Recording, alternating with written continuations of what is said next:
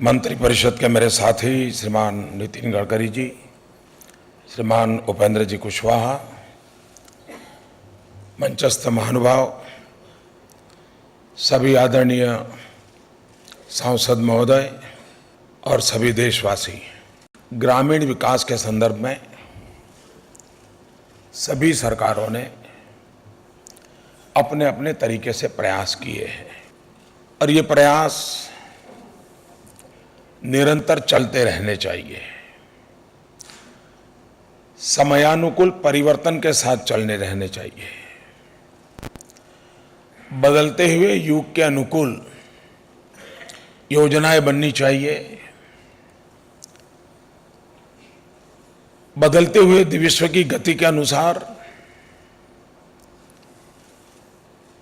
परिवर्तन की भी गति तेज होनी चाहिए और ये न रुकने वाली प्रक्रिया है। लेकिन हर बार उस प्रक्रिया को और अधिक तेज बनाने के लिए, उस प्रक्रिया में प्राण शक्ति भरने के लिए कुछ नए एलिमेंट हर बार जोड़ते रहना जरूरी होता है। हमारे देश में हर राज्य में 5-10 गांव जरूर ऐसे हैं कि जिसके विषय में हम गर्व कर सकते हैं। उस गांव में प्रवेश करते ही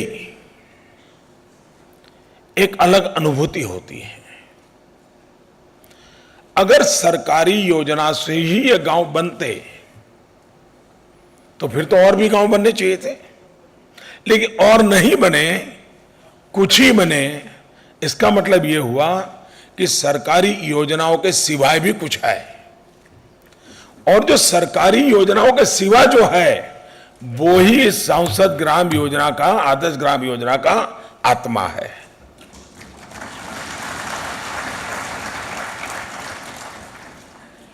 योजनाएं तो सभी गांवों के लिए है, लेकिन कुछ ही गांवों ने प्रगति की क्योंकि उस गांव में कुछ लोग थे जिनकी सोच भिन्न थी। कोई नेता थे जिन्होंने एक अलग ढंग से लीड किया और उसी के कारण ये परिवर्तन आया है। ऐसा नहीं है कि हम जो सोच रहे हैं उससे भी ज्यादा अच्छे गांव नहीं है, उससे भी ज्यादा अच्छे गांव है, लोगों ने बनाए हैं। आवश्यकता यह है कि हमें अगर निर्णय की प्रक्रिया में कुछ परिवर्तन लाना है तो कहीं से हमें शुरू करना चाहिए। आज श्रद्धेय जयप्रकाश नारायण जी का जन्म जयंती का पावन पर्व है।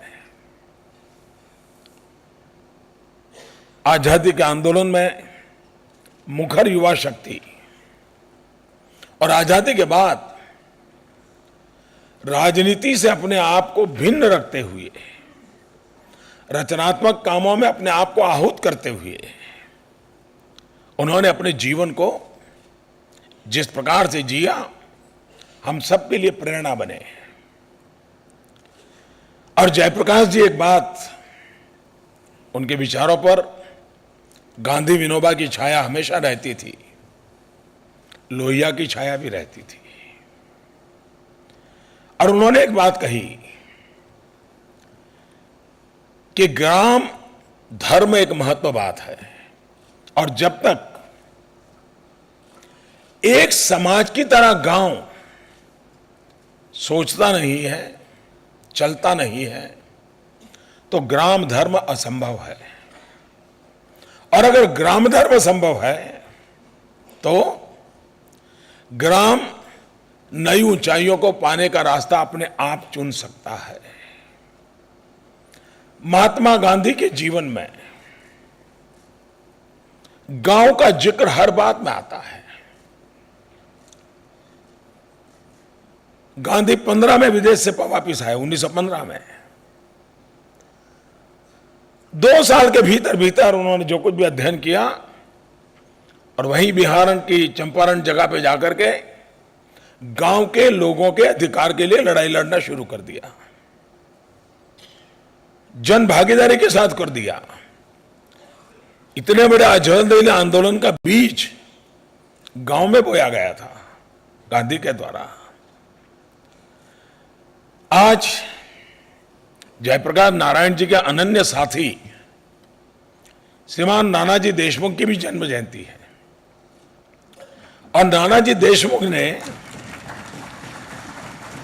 जयप्रकाश नारायण और उनकी श्रीमती जी प्रभा देवी, उनके नाम से चित्रकूट के पास जयप्रभा नगर के विकास के लिए अपने आप को आहूत किया था।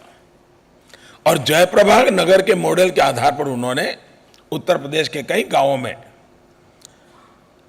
गांवों के जीवन को सेल्फ सफिशिएंट बनाना, इस मकसद को लेकर के उन्होंने काम किया था। हमारे पूर्व राष्ट्रपति अब्दुल कलाम जी स्वयं उन गांवों की विजिट करने गए तो उन्होंने बड़े विस्तार से अपनी बातों में उसका उल्लेख कई बार किया है। कहने का तात्पर्य है कि आज हम जब आदर्श ग्राम योजना, और वो भी सांसद के मार्गदर्शन में, सांसद के नेतृत्व में, सांसद के प्रयत्नों से इसको हमें आगे बढ़ाना है। फिलहाल तो इस टर्म में टोटल 3 गांव की कल्पना की है। 16 तक एक गांव का मॉडल खड़ा हो जाए, उसके अनुभव के आधार पर 19 तक 2 और गांव हो जाए, और आगे चल करके फिर हर वर्ष एक गांव सांसद करे। करीब करीब हम 800 सांसद हैं। अगर 19 के पहले हम 3-3 गांव करते तो करीब 2500 गांव तक हम पहुंच पाते हैं। इसी योजना के प्रकाश में अगर राज्य भी विधायकों के लिए भी कोई स्कीम बनाती है और विधायक के नेतृत्व में आदर्श ग्राम, तो 6-7 हजार गांव और जुड़ सकते हैं। और अगर एक ब्लॉक में एक गांव अच्छा बन जाता है तो वो फिर बात वहां रुकती नहीं है, अगल बगल के गांवों को भी हवा लगती है, वहां भी चर्चा होती है कि भाई देखो वहां यहां हुआ, हम भी कर सकते हैं, यहां एक प्रयोग हुआ, हम भी कर सकते हैं। इसका वायरल इफेक्ट शुरू हो सकता है। और इसलिए सबसे महत्वपूर्ण बात, हम किस प्रकार से इसकी नींव रखते हैं। हमारे देश में लंबे अरसे से आर्थिक क्षेत्र में चर्चा करने वाले, विकास के क्षेत्र में चर्चा करने वाले, एक बहस लगातार चल रही है, और वो चर्चा है कि भाई विकास का मॉडल टॉप टू बॉटम हो कि बॉटम टू टॉप हो। ये चर्चा हो रही है। अब चर्चा करने वालों का काम चर्चा करनी भी चाहिए, उसमें से नई नई चीजें निकलती हैं, लेकिन काम वालों का काम है कि चलो भाई कहीं से शुरू तो करें। तो टॉप टू बॉटम जाना है कि बॉटम को टॉप जाना है, वो चर्चा जहां होती है होती रहे, लेकिन हम तो कम से कम बॉटम पे बैठ के एक गांव में देखे तो सही।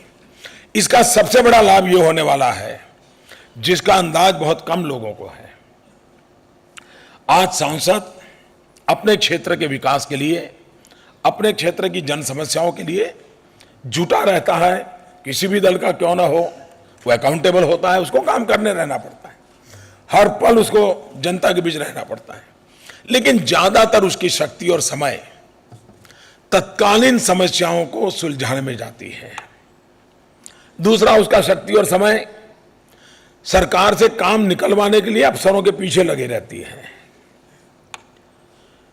मैं आज एकदम से इन स्थितियों को बदल पाऊंगा कि नहीं, मैं कह नहीं रहा हूं, लेकिन इस प्रयोग के कारण एमपी लेड फंड होता है, उसमें भी होता क्या है, उसको इलाके के लोग कहते हैं कि मुझे ये चाहिए, ये चाहिए, फिर वो बांट देता है और सरकारी अफसर को दे देता है, देखो भाई जरा ज्यादा से ज्यादा गांव खुश हो जाए, ऐसा कर लेना, जरा छोटी छोटी स्कूल में आखिरकार होता ही है।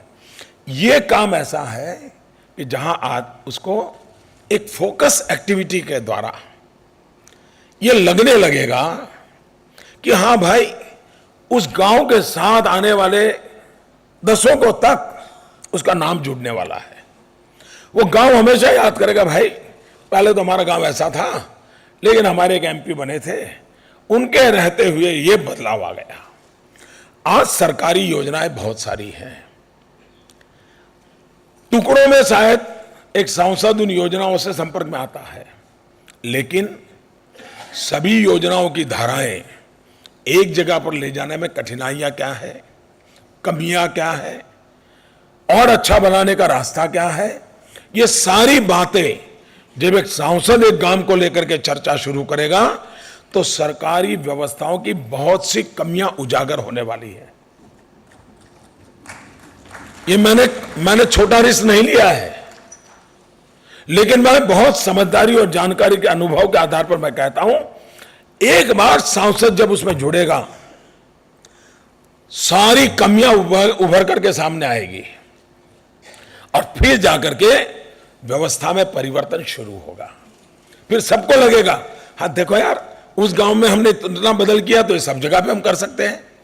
आज होता क्या है, एक गांव में एक योजना होती है, टंकी एक जगह पे बन जाएगी, पानी का ट्यूबवेल दूसरी भी जगह पे होगा। जहां टंकी है वहां ट्यूबवेल नहीं, जहां ट्यूबवेल है वहां टंकी नहीं। खर्चा हुआ, आउटपुट हुआ, आउटकम हुआ नहीं हुआ। और इसलिए आउटकम पर फोकस देने के लिए एक बार सांसद गांव के जीवन की सभी बातों से वो जुड़ने वाला है। इसमें इतनी फ्लेक्सिबिलिटी है इस कार्यक्रम में कि वो अपनी मर्जी से गांव चुन ले, हो सके तो 3000 5000 की बस्ती में हो, लेकिन इसका मतलब ये नहीं कि कहीं 2800 2600 है तो लेना नहीं और कहीं 5200 हो गई तो हाथ मत लगाओ। ये फ्लेक्सिबल है, लेकिन मोटा मोटा अंदाज रहे कि 3000 5000 की बस्ती रहे तो एक व्यवस्था बढ़िया। और जहां पहाड़ी इलाके हैं, ट्राइबल इलाके हैं, वहां इतने बड़े गांव नहीं होते, तो वहां 1000 और 3000 के बीच की संख्या हो। सिर्फ एक शर्त रखी है मैंने, वो शर्त ये रखी है कि ये उसका अपना गांव नहीं होना चाहिए।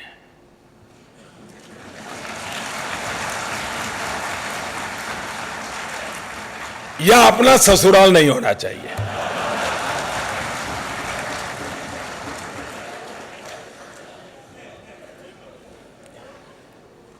इसके सिवाय वो कोई भी गांव सिलेक्ट करे, वहां के जनप्रतिनिधियों के साथ बैठ कर क्या करे। मुझे भी बनारस के लिए गांव अभी सिलेक्ट करना बाकी है। आज ये गाइडलाइंस आ गई हैं, मैं भी बनारस जाऊंगा, सबसे मिलूंगा, बात करूंगा और एक सबका मन बना करके मैं भी एक गांव सेलेक्ट करूंगा। ये पूरी योजना, आजकल हमारी एक सबसे बड़ी समस्या ये रही है कि हमारा विकास का मॉडल सप्लाई ड्रिवन रहा है। दिल्ली में या लखनऊ में या गांधीनगर में योजना बन गई, फिर वही इंजेक्ट करने का प्रयास होता है। हम इस आदर्श ग्राम के द्वारा सप्लाई ड्रिवन से शिफ्ट करके डिमांड ड्रिवन बनाना चाहते हैं। गांव में अर्ज पैदा हो, गांव कहेगा हाँ ये करना है। अब ये चीज ऐसी नहीं है कि गांव में एक ब्रिज बना देना है या गांव के अंदर एक बहुत बड़ा तालाब बना देना है, इस प्रकार का नहीं है। हमारी आज की स्थितियों में बदलाव लाया जा सकता है कि नहीं लाया जा सकता है।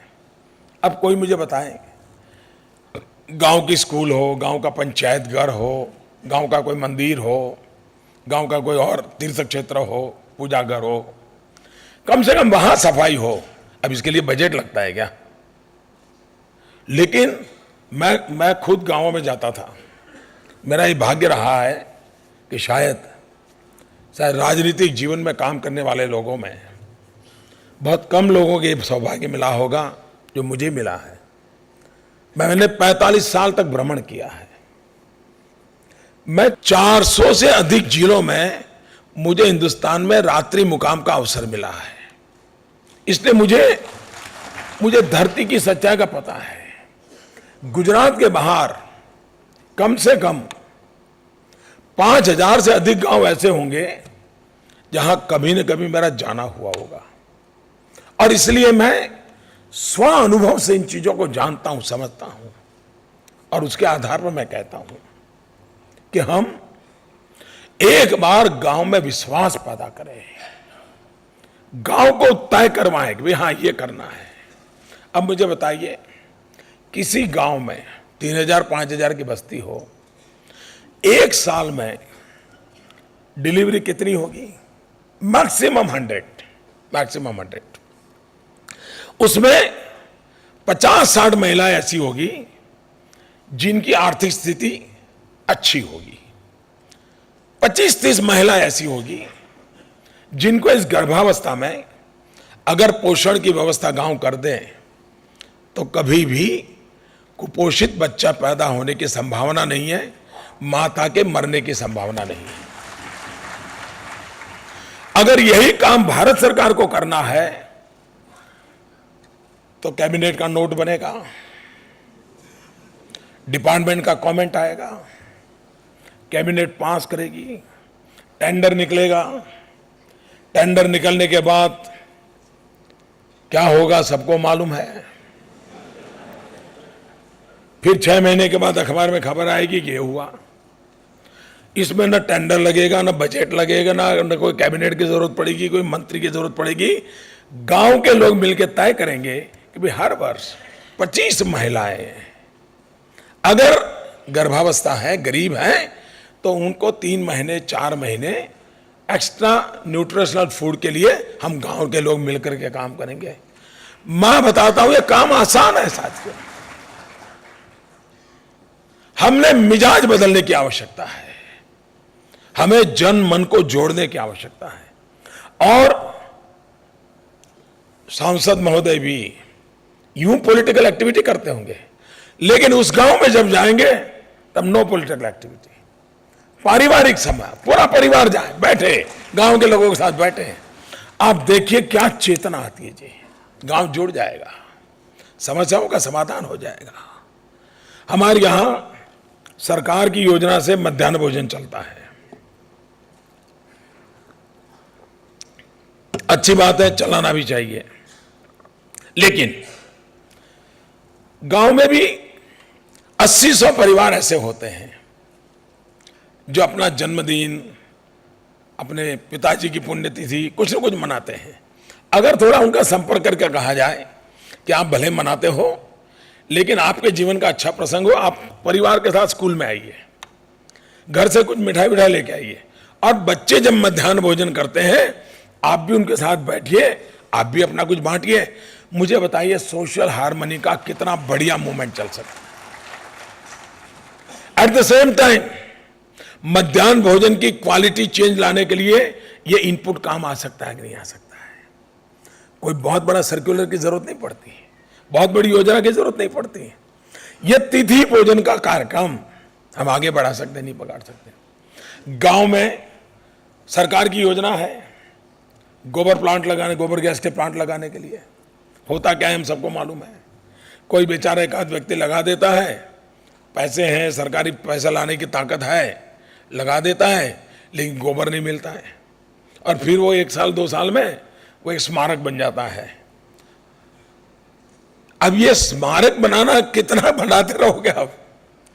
लेकिन अगर मान लीजिए गांव की ही गोबर बैंक बना दी जाए, एक जगह पर गांव में जितना गोबर हो, जैसे बैंक में रुपया जमा कराते हैं, गोबर बैंक में गोबर जमा कराते हैं, उसका एक कॉमन गैस प्लांट बने, पूरे गांव को गैस सप्लाई हो, धुएं से चूल्हे में काम करते करते हमारी माताएं बहनें गांव में जो परेशानियां करती हैं, बिना खर्च ये संभावना है कि नहीं है? पूरी संभावना मैं देख रहा हूं। और जो गोबर जमा करें, जब खेती की सीजन आए उतना ही उसको वापस दे दीजिए फर्टिलाइजर, गांव की गंदगी जाएगी, फर्टिलाइजर मिल जाएगा, गैस मिल जाएगा, और पूरा गांव साफ सुथरा होने के कारण हेल्थ पैरामीटर में जो सुधार आएगा वो एक्स्ट्रा बेनिफिट है।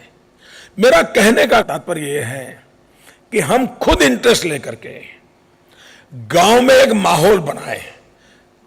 मैं कभी सोचता हूं क्या गांव के लोग अपने गांव के प्रति गर्व करें, ऐसा हम माहौल बनाते हैं क्या? जब तक हम ये पैदा नहीं करेंगे बदलाव नहीं आएगा जी।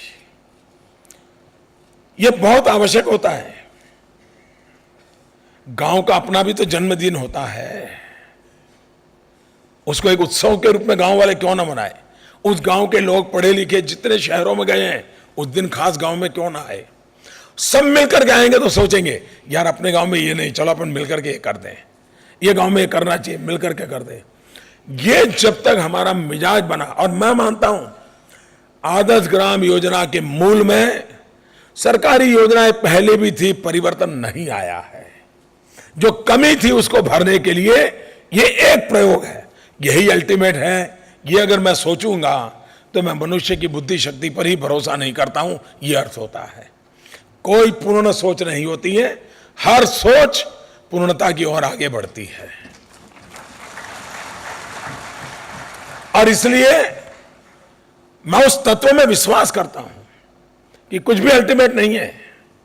जो अब तक हुआ अच्छा है, जो आज हो रहा है एक कदम आगे है, आगे कोई और आएगा और अच्छा करेगा। अगर हम इसी को पूर्ण विराम मानेंगे तो काम नहीं चलता।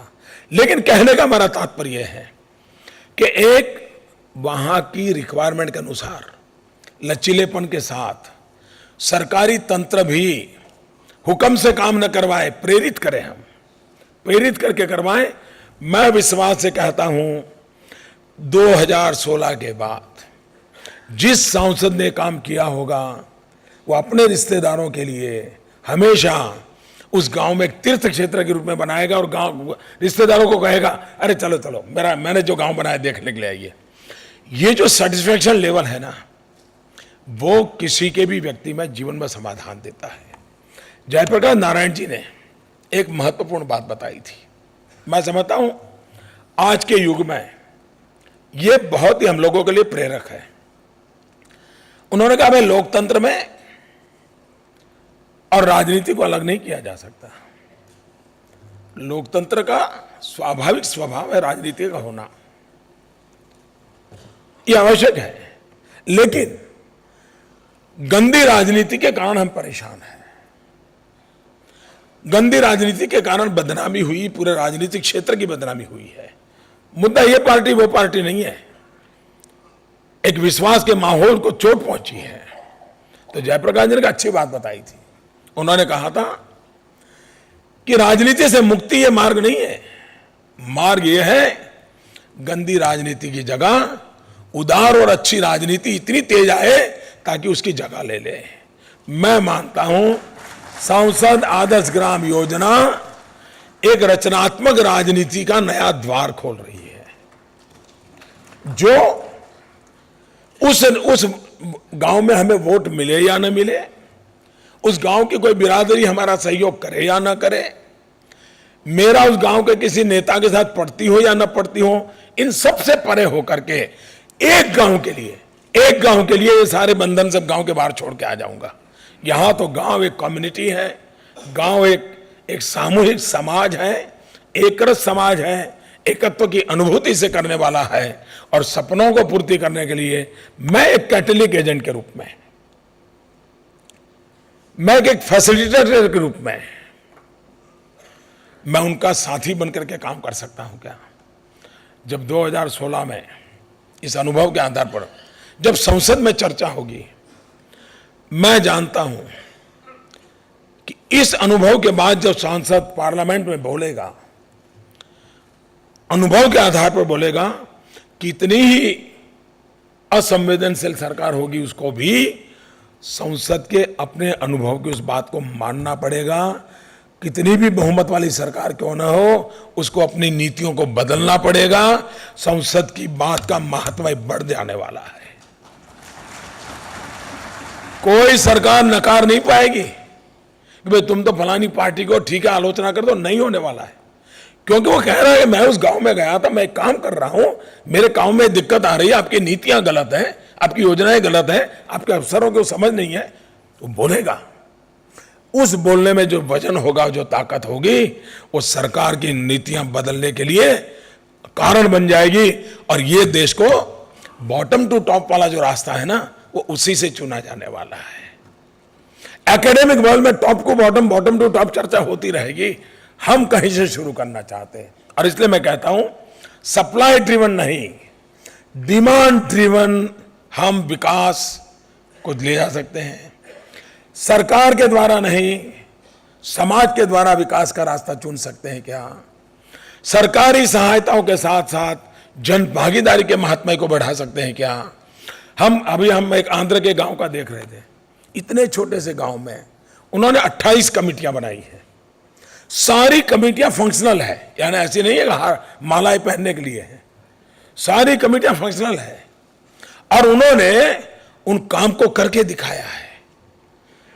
अगर हम ये प्रेरणा दें और अगर आज सांसद के द्वारा, कल एमएलए के द्वारा, अगर हर वर्ष हम 7-8 हजार गांवों को आगे बढ़ाते हैं, देखते ही देखते ऐसी वायरल इफेक्ट होगा कि हम पूरे ग्रामीण परिसर के विकास के मॉडल को बदल कर देंगे। और हमें समझ के चलें, गांव के व्यक्ति के एस्पिरेशंस भी शहर के लोगों से कम नहीं है। वो दुनिया देख रहा है, वो अपनी क्वालिटी ऑफ लाइफ में बदल चाहता है। उसको भी अच्छे बच्चों के लिए अच्छी शिक्षा चाहिए, उसको भी अगर लॉन्ग डिस्टेंस एजुकेशन मिलता है तो उसको चाहिए। अब हम मानो कहते हैं कि भाई ड्रिप इरिगेशन, पानी का संकट है, दुनिया में कौन इनकार करता है? हर कहता है कि पानी का संकट है। क्या मैं जिस आदर्श ग्राम को लूंगा, वहां पर जितने किसान होंगे, वहां का एक भी खेत ऐसा नहीं होगा कि जहां पर मैं ड्रिप इरिगेशन न लगवाऊं। सरकार की जितनी स्कीमें होगी वो लागूंगा, बैंक वालों से बोल करके उनको लोन दिलवा दूंगा, लेकिन ड्रिप इरिगेशन करके मैं उनके एग्रीकल्चर प्रोडक्ट को बढ़ावा दे सकता हूं क्या? गांव की इकोनॉमी बदल जाएगी, वहां भी पशुपालन होगा, मिल्क प्रोडक्टिविटी बढ़े, पशु की स्थिति में सुधार आए, उसको साइंटिफिक डेवलपमेंट हो। मैं अफसरों को लाऊंगा, कैंप लगाऊंगा, समझाऊंगा, मैं खुद उनको समझाऊंगा, मैं बदलाव ला सकता हूं नहीं लाऊंगा। मित्रों, मैं मानता हूं ग्रामीण परिसर के जीवन को बदला जा सकता है। जो लोग शहर में एमपी चुन करके आए हैं, एक भी गांव नहीं है, मेरी उनसे प्रार्थना है, आप अपने शहरी क्षेत्र से नजदीक का कोई गांव है, उसकी तरफ आप ध्यान दीजिए, एक आध जिम्मा लीजिए, आप उसको काम कीजिए। जो राज्यसभा के मित्र हैं, वे उस राज्य के अंदर जहां से वो चुन करके आए, जहां से कोई भी उनको मन मर्जी पड़े गांव सिलेक्ट करें। जो नॉमिनेटेड एमपीज हैं, वे हिंदुस्तान में जहां उनको ठीक लगे कोई गांव पसंद करें, एक गांव को उनको करें। लेकिन हम सब मिल करके एक रचनात्मक राजनीति के द्वार खोलने का काम करेंगे और राजनीतिक छुआछूत से परे होकर के करेंगे। जयप्रकाश नारायण जी का, महात्मा गांधी का, राम मनोहर लोहिया जी का, पंडित दीनदयाल उपाध्याय जी का, ये ऐसी पिछली शताब्दी की विचारधारा के प्रतीक है जिनकी छाया किसी न किसी राजनीतिक जीवन पर आज भी है। सबकी सब पर नहीं होगी, लेकिन किसी न किसी की किसी पर है। उनसे प्रेरणा लेकर के हम इस काम को आगे बढ़ाएं, यही मेरी आपसे अपेक्षा है। मैंने 15 अगस्त को कहा था कि 11 अक्टूबर जयप्रकाश नारायण जी के जन्मदिन पर इसकी गाइडलाइंस पेश करेंगे। कुछ मित्रों ने मुझे उसी शाम को ईमेल करके मैंने गांव सिलेक्ट किया ऐसा करके मुझे बताया था, और वो भाजपा के ही लोग थे, ऐसा नहीं, भाजपा के सिवाय के एमपीज ने भी, कांग्रेस के एमपीज ने भी मुझे लिख करके दिया था।